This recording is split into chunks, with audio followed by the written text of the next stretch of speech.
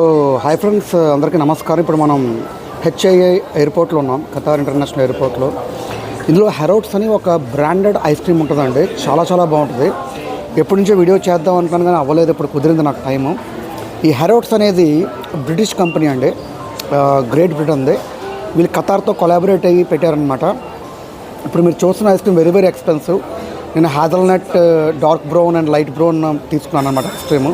ఇది ఎంత థిక్గా ఉంటుందంటే ఒకసారి మీకు చూపిస్తాను చూడండి. క్వాలిటీకి మారిపోయారు అనమాట.